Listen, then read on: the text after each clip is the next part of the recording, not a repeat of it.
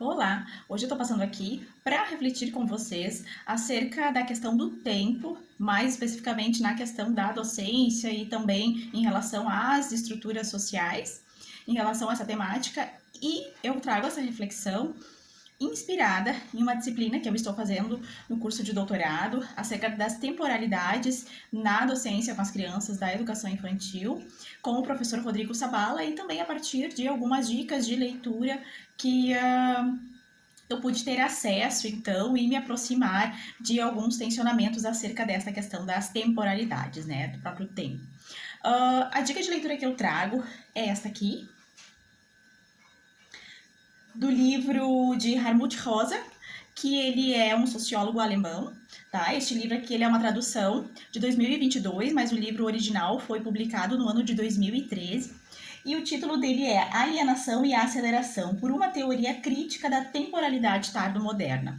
Este livro aqui foi sugerido e, inclusive, né, este autor para a gente refletir um pouco, enquanto pessoas adultas, acerca do tempo, né? E em como a gente está encarando esta questão das temporalidades. O quanto o nosso tempo, né, de sociedade está cada vez mais acelerados. Nós somos cobrados para fazer as coisas cada vez com uma melhor performance, cada vez mais rápido, né? Para a gente ter mais tempo sobrando para preencher a nossa agenda com mais coisas a fazer.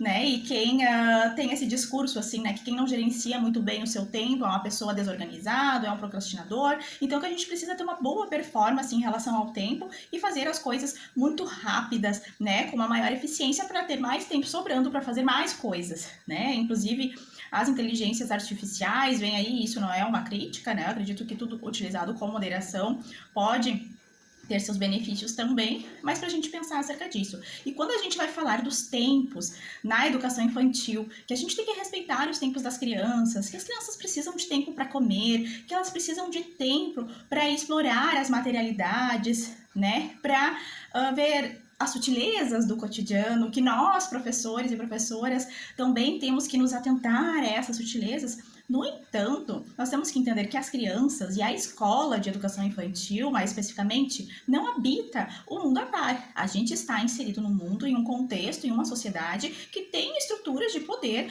governando a nossa vida.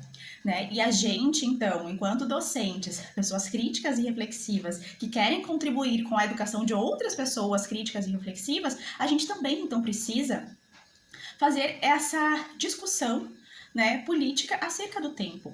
Como que nós, docentes, pessoas adultas, estamos encarando e vivendo essa questão do tempo? Será que a gente tem tempo para fazer uma refeição com qualidade? A gente tem tempo para realmente viver as coisas que a gente quer viver? Ou será que a gente está sendo cada vez mais cobrado para dar conta de cada vez mais demandas, né, para ter uma performance eficiente, para fazer as coisas em menos tempo? Inclusive isso se vende muito, né? Se tornou um discurso meio que neoliberal, a venda do tempo, faça as coisas em menos tempo, faça mais rápido, né? Para você ter mais tempo sobrando para fazer mais coisas.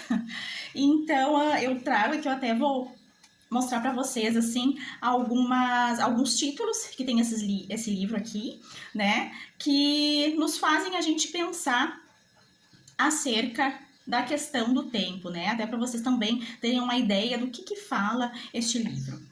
Então, aqui, por exemplo, né, na parte 4 dele, que fala por que vivemos uma aceleração e não uma desaceleração. Então, esse sociólogo aqui, ele vai trazer algumas questões para a gente pensar, e é importante a gente refletir sobre isso, porque o modo como a gente vive e interpreta, né, essa questão do tempo e das temporalidades também vai influenciar lá na escola e nos modos como nós vamos fazer as nossas escolhas para a vida das crianças, para o cotidiano das crianças. Inclusive, tem um outro sociólogo alemão que ele se dedica mais ao campo da sociologia da infância, aos direitos das crianças, que é o Manfred Liebel, tá? Vocês até podem procurar pelo nome dele no Google e vão achar vários artigos dele traduzidos pro espanhol, não pro português, mas eu acredito que a leitura em espanhol se torna bem mais acessível se comparada à leitura em alemão, né? Ou até mesmo em inglês.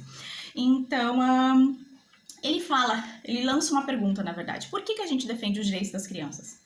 Né? As crianças não são pessoas, não são seres humanos, não são pessoas, só que de menor idade. Por que a gente defende certas coisas e certos direitos na infância e não defende depois quando as pessoas são adultas? Porque nós temos uma preocupação em livrar as pessoas de alguns horrores da vida somente quando elas são pequenas e depois a gente esquece isso. Isso não deveria ser um posicionamento político nosso de luta pelos direitos de todas as pessoas, e aqui nesse caso falando acerca do tempo, dessa desaceleração.